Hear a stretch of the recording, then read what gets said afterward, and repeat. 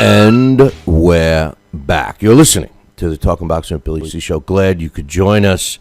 And speaking of joining us right now, she's the author of the History of Women's Boxing book, which you can get up on the Billy C. Boxing book club. But that's not why she's here. She's already talked about that book and everything else. Malissa Smith joins us, and she's going to be doing a new segment with us, keeping us updated on women's boxing. Malissa, it's great to have you back on the show, man. Oh, it is so great to be here. You know, very happy. I was, today couldn't have been a better day to kick off your segment that we're going to be doing. I've been telling the listeners you're going to be coming on now once a month and be giving us the lowdown on the women's boxing scene. But today we got some great news. You know, they announced the 2015 inductees for the International Women's Boxing Hall of Fame. If you'd like, and I hope you could start off by giving us the lowdown on that. Yeah, it's a really exciting. Will be the second class to be inaugurated in the International Women's Boxing Hall of Fame. The first was this summer in July. Billy, you were there. That's actually where we met. So, yeah. Which was really cool. And what's so extraordinary about this is the brainchild of Sue Fox over at Women Boxing Archive Network, WBAN as it's known. She's been on the web the longest and has been a real lightning rod for keeping everybody up to date on what's going on in women's boxing. I can tell you that, the announcement are just this extraordinary group of women that in alphabetical order includes Layla Ali, who is just the queen of the ring, if you will. Janine Garside, who is an amazing fighter out of Canada.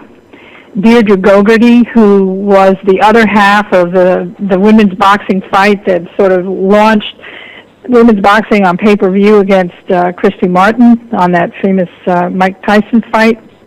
Phyllis Kubler, who was a boxer in the 1950s, if you can believe that. She will be a posthumous winner. The great referee Sparkle Lee, who people in New York know very, very well. But she officiates fights all over the world, including a fight that we're going to talk about in a little bit with Celia Breakus this weekend.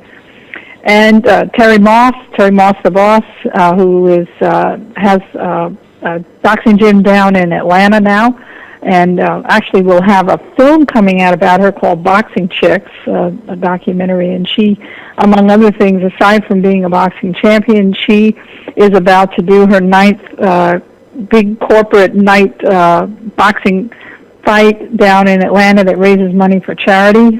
Really a very, very worthy event. The great Mexican fighter Laura Serrano, who was really the fighter most instrumental in starting what we would consider to be modern-day boxing in Mexico, also fought in the United States, fought a really competitive bout against Christy Martin that some folks still say she won. And, of course, Ann Wolfe, who is a sensational fighter and now great trainer.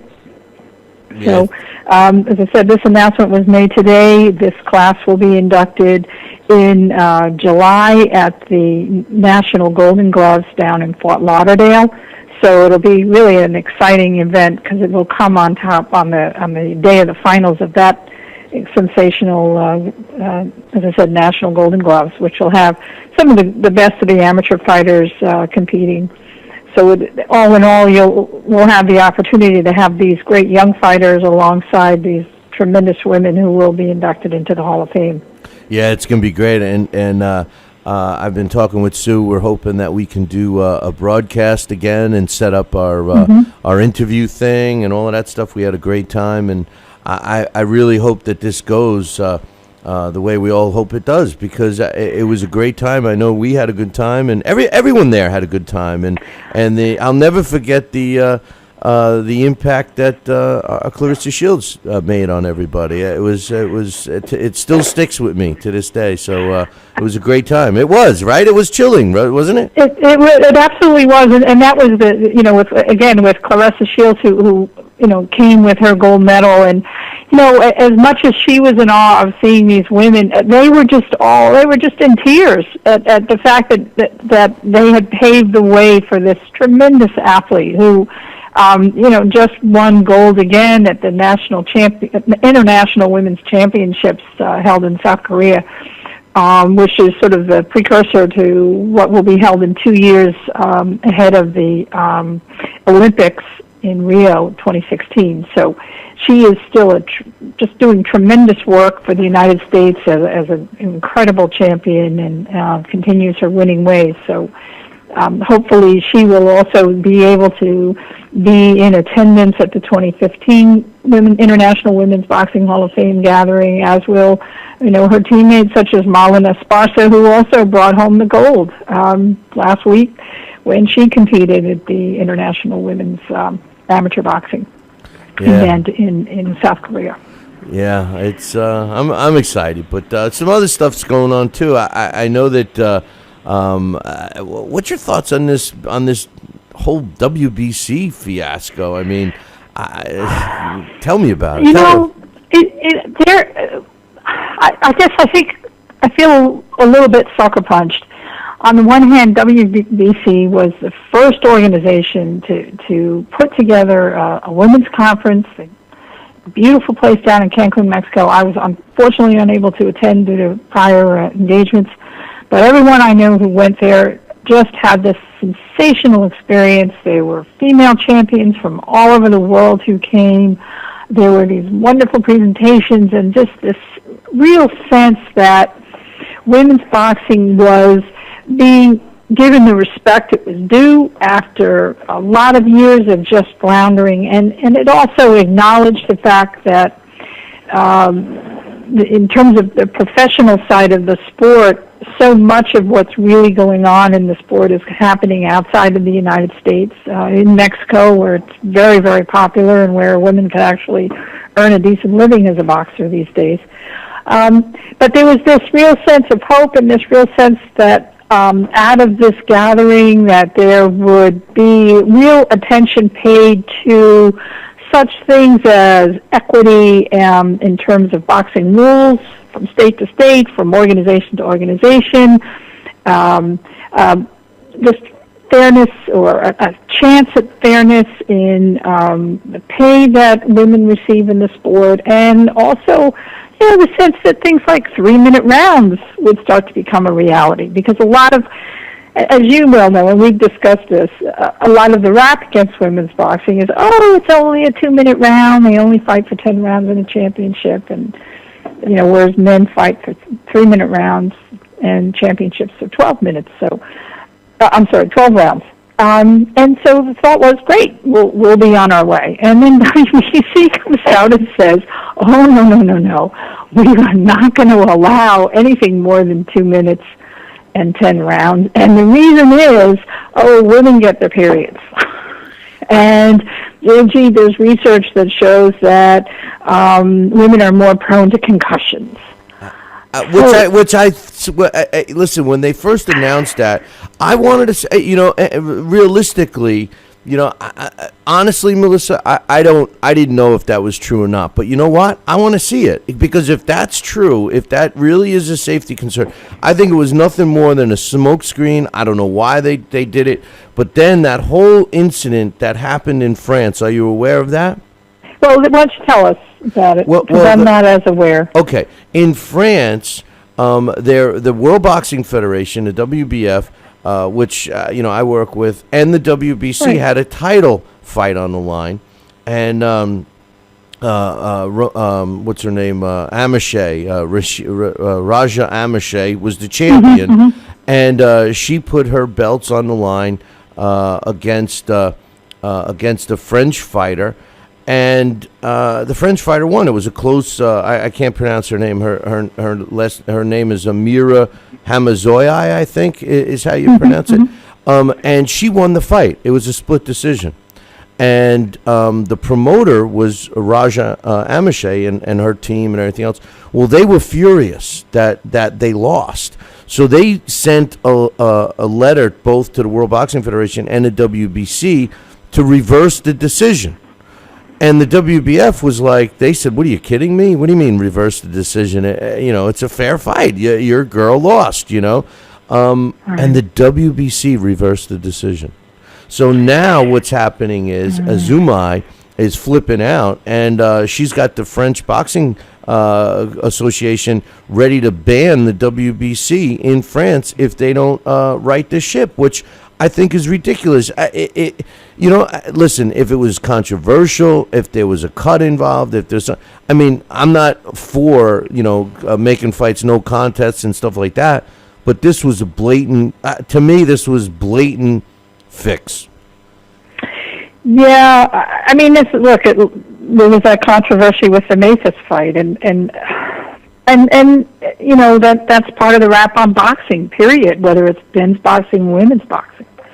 And, with that incident and this whole issue of suddenly, claiming science but not making that science available to anyone, not relating it to any of the other very, very active sports that women participate in.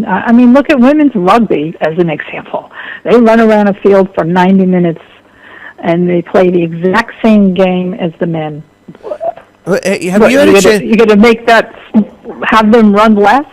Yeah. Marathons, or they're not going to be able to run a marathon at 26 miles? Where does it end? Hey, Melissa, have you had a chance to talk to Jill Diamond at all about her thoughts on this? Because I've been reaching out to her, and I'm hoping that we will be able to have a dialogue. I know that there were on the website. There is some of the stuff is starting to appear, and I think there needs to be, obviously much more discussion and much more opportunity for serious research on the sport, on the men's side and the women's side, especially on the issue of concussions, which, as you know, is in the news anyway as a really big issue for football and other contact sports, for people who have the biggest issue being multiple injuries. And we had that terrible incident a couple of years ago with a young woman who had sustained a concussion in the gym during practice and wasn't really aware that she had a concussion. Her team hadn't really taken care of it, and then she boxed in the ringside championships and wasn't really even hit particularly hard. This is Sheik Alay, and went into a coma and is still really struggling to come back from it. And it turned out to be something called second impact syndrome, which is basically you get a concussion, but you get back into an activity where you risk head injury a second time. And this certainly happens to football players and hockey players and boxers from time to time. I've seen certain studies that were done in Italy back probably the early aughts that talked about the issues of concussion, but it had to do with whether or not wearing safety gear is something that will protect you from concussions, and there's a lot of controversy on that as well. In the amateur world, male elite boxers internationally no longer wear headgear. The feeling there saying, oh, well, actually headgear promotes concussion. So, because your head rattles around in your headgear. So it's really hard to know, and I think it needs to be addressed in a much more serious fashion.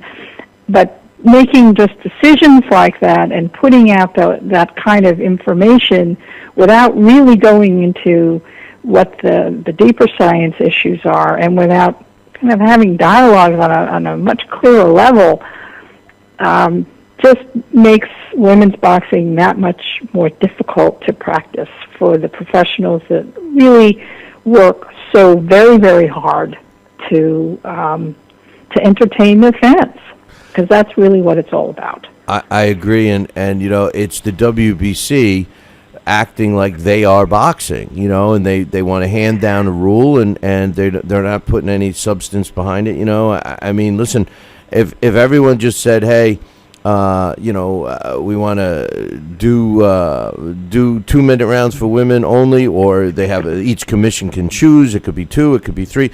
There's actually not a rule that says it can't be 3. No, there isn't. And in certain states, look, Layla McCarter, who's a phenomenal boxer, she had 3-minute round championship bouts that were slated for 12 rounds. Now, they didn't need to go 12 rounds, but she had them. Right. And this is in Las Vegas, and this was, 10 years ago. Well, So, they recently had one. They recently had one. I think Sonia Lomanakis was involved in one in California. Absolutely, with Marcia Salazar out in California. Yeah. And the sort of controversial aspect of that fight was that Sonia hadn't known that they were allowing 3-minute rounds, so she hadn't really trained for it. But absolutely, in California, they were allowing 3-minute rounds. I mean, when I was researching the book, I came across stuff that said, like, if you can't allow women to box because they'll get breast cancer if they get hit in the chest. So, I mean, that's the thing. Is this real science? If it is, then there has to be a lot more research than one study. Well, and a lot of participation. Well, my whole point is that they made a stand, and they made a strong stand. They said, we will not accept anything less. And my point is, they're one of a gazillion sanctioning bodies. All these sanctioning bodies are ruining the sport. All these belts. It's compounding. Anyway, why don't we talk about some positive things? You got some fight results you want to talk about? Absolutely. Well, the biggest was Cecilia Brækhus, who is this phenomenal, absolute machine in the ring. She's 27-0. She's had 7 KOs. She fought Jennifer Retzky this weekend in Denmark. She, for WBA, WBO, WBC, and IBF World Welterweight Championships. And it was a really bruising 10-round fight. Jennifer Retzky, she had some liberal use of some elbows in that bout. This was not an easy fight by any means, although Cecilia, known as Lady Cecilia, just really was able to fend for herself in the ring and hold Jennifer off. Not only that, she actually had an injury to her right ankle. They're not exact. She's had an MRI. They're waiting to see the extent of the injury.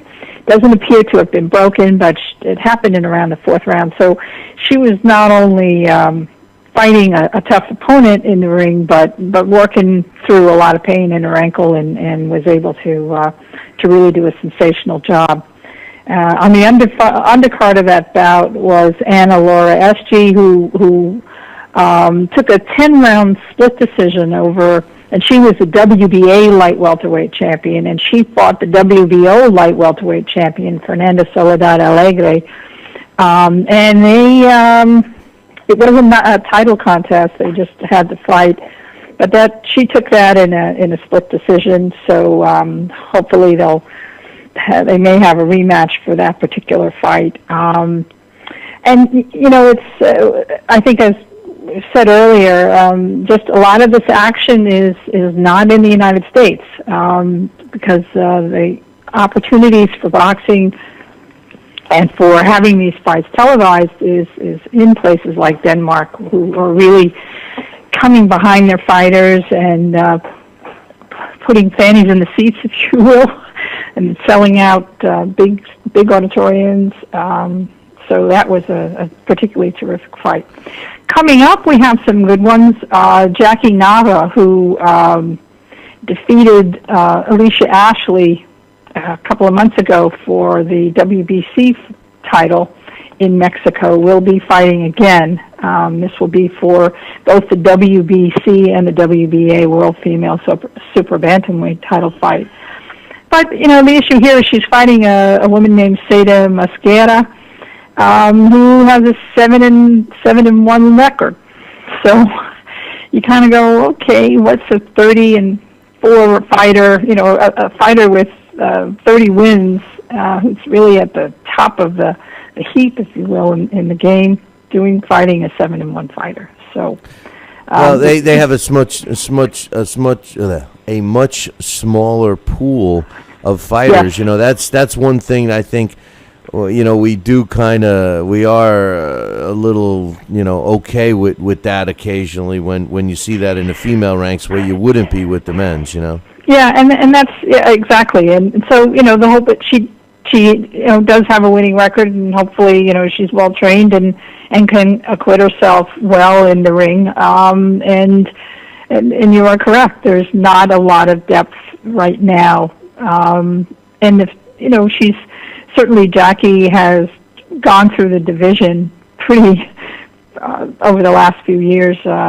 She's really carved a swathe, if you will, with very, very few losses. And she's busy. She's a busy fighter. She fights often. Yeah, she hadn't fought for a couple of years. She had a kid, and then she's been back in the ring since May. This will be, she fought in May, and then she against Al Sanchez, and then she fought Alicia Ashley, who's based out of Gleason's Gym in New York, who had been the oldest female champion, having held on to her WBC World Female Super Bantamweight title for some number of years. And her loss was somewhat controversial in the sense that she's a very slick fighter, and Jackie Nava is a much more active kind of fighter and kind of jumps in and just throws a lot of punches. So there's some feeling that the judging may have sided with Jackie Nava just because of a style. But it was certainly two very, very wonderful fighters who battled. The other big fight that was recently held was between Layla McCarter and Melissa Hernandez. This was their third fight together. They had previously supposed to have fought, and then Layla McCarter had an injury, so they had to reschedule it. But they had two very classic fights several years ago, and for this one, it was just an 8-rounder held in Las Vegas, was not televised, unfortunately. But Layla McCarter gets the bragging rights on that one, and she just had a better day than Melissa, who some said just wasn't quite up for the fight. Could be for a variety of reasons, but she did her best, and Melissa, just didn't quite have her stuff that day. She's also a rather slick fighter, and has a lot of when she's on her game. Really has quite an amazing Melissa, repertoire. You're being nice. Yeah. Listen, when Melissa Hernandez prepares and when she's wants to fight, she is one of the toughest fighters out there.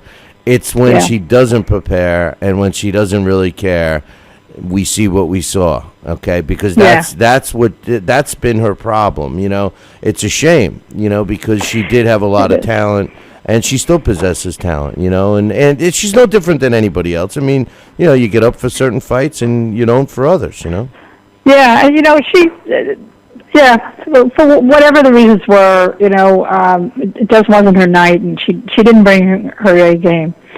But doesn't mean she's not a terrific fighter, and whether she can get back to her A game again, remains to be seen. Certainly, Layla McCarter was superb. And she's and then we have other fights coming up.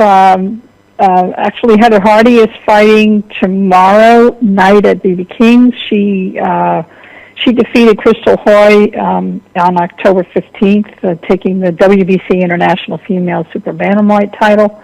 It was actually a very good fight. She fought hard.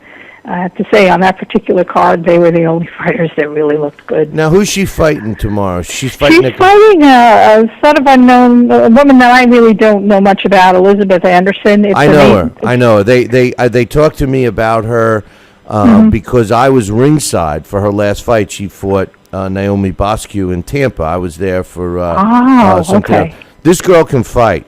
This girl, she's nothing special. But I don't think Heather Hardy is anything special. I think Heather Hardy is going to be in a tough fight. I think it's going to be just like Heather's last fight that was pretty close, realistically close, not by the scorecards, but people that were there.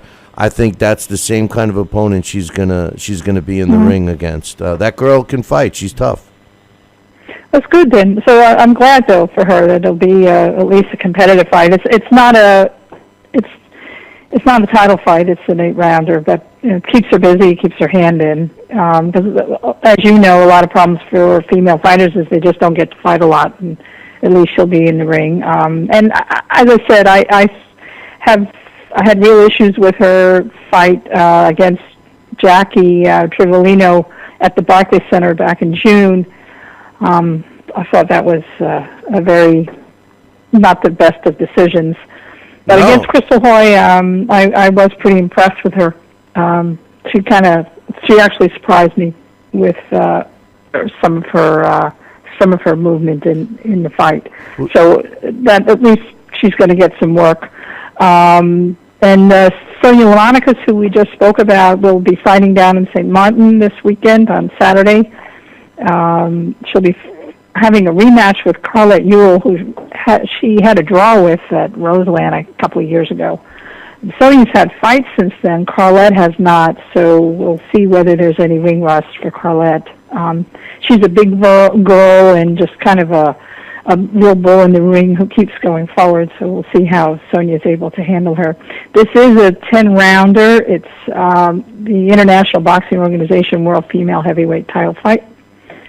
And if Sonia acquits herself well, it might, or Carlette, it might set up the opportunity to fight for the WBC title against Martha Salazar, who really is a sensational fighter. We got to. Time flies, Melissa. Sure does. But before we let you go, I got to get your thoughts. You mentioned the Cecilia Brackes fight, and Chevelle Halbach, and I work with her, and we've been trying to get a rematch with Brackes for a long time now. She's got 4 belts. We have the 5th. Why do you think that she is just not giving Halbach a rematch? I mean, we've tried everything. To me, a fighter like Brackes, who's got to be considered an elite fighter and pound for pound for women's boxing, why wouldn't she give this girl a rematch in Halbach when she's actually running out of opposition? What's your quick thoughts? I think Halbach represents real opposition. She's a great fighter, and that might be part of it. Well, that's sad. If they're that sounds like Mayweather Pacquiao. I mean, we got to have these fights. You want the best to fight the best, don't you? I agree with you. I mean, that's what. I mean, that to me is what's wrong with the sport, is that there isn't that thought that let's see the best fight the best.